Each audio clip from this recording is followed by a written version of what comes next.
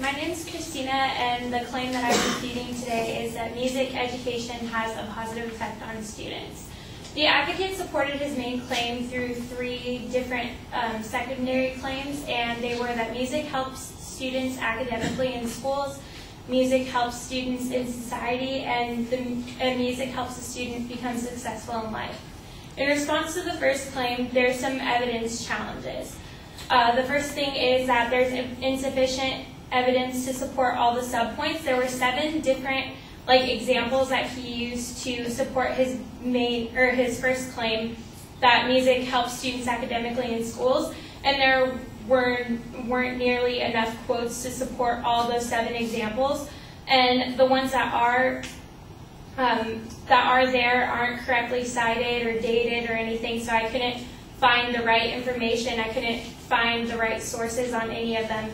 And then there was one of them that was correctly cited, but it was a book called Music Makes a Difference, and it was written in 2000, but all of its data that was quoted was from 1999, so that's over a decade ago, and it's irrelevant. So the second claim had some reasoning and evidence challenges. This is for music helps the student in society.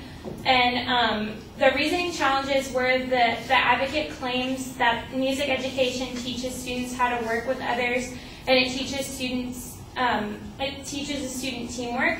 And this is a sweeping generalization because the advocate failed to research the backgrounds, personalities, and work ethic of different students in music courses. And also the advocate states that it helps young people develop motor skills, which should already be developed at a teenage level. And then the evidence challenges are that, again, no quotes were accurately cited, therefore exact data couldn't be found. And evidence that is cited includes a president's quote, like a former president, but it isn't coupled with a date or a setting of where the quote took place, so I couldn't determine if it really supported the argument or not. And then the third supporting claim was that music helps the student become successful in life.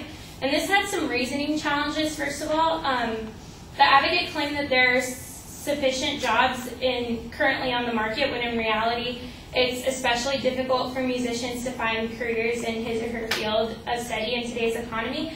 And it's also kind of irrelevant to make the claim in the first place because it has little to do with how a student will become successful in life, because just because there's jobs available on the market and stuff doesn't mean that the student has that particular talent to succeed. So it can't say how successful a student will be just because there's jobs available.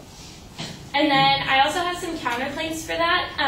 Number one, I have one counterclaim for that. The music industry does not have many available jobs on the market, especially in today's economy. And I found 2 sources that back that up. And the first one is about decreasing music teaching jobs. And in her article, Teaching Jobs Disappear, written in August 4th, 2011, Tammy Levy for CNN.com says that in California, there are now 30 to 35 kids in some classes, up from 20. And it said Dean Vogel, president of California Teachers Association. Art, music, and some electives are now disappearing. So that shows kind of how music teachers are out of work. And then also there's decreasing jobs for musicians.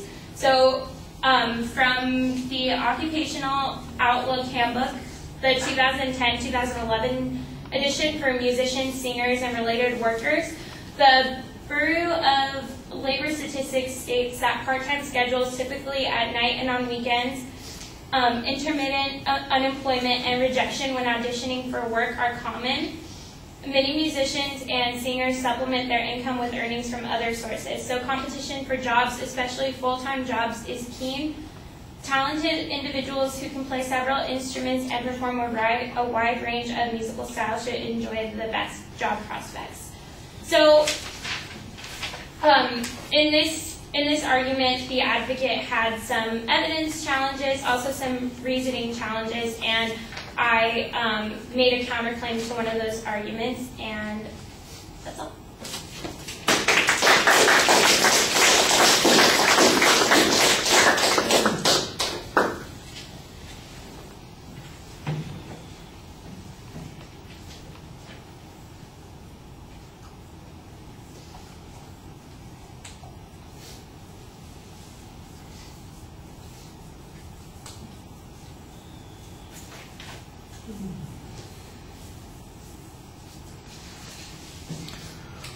All right, the structural issues are all fine. You signposted the first point pretty clearly. You have a declarative statement about the evidence, but you don't provide any proof on the issue of sufficiency. Basically, it sounds like you're saying that you couldn't find their evidence, or that the one source that they had was limited in some way.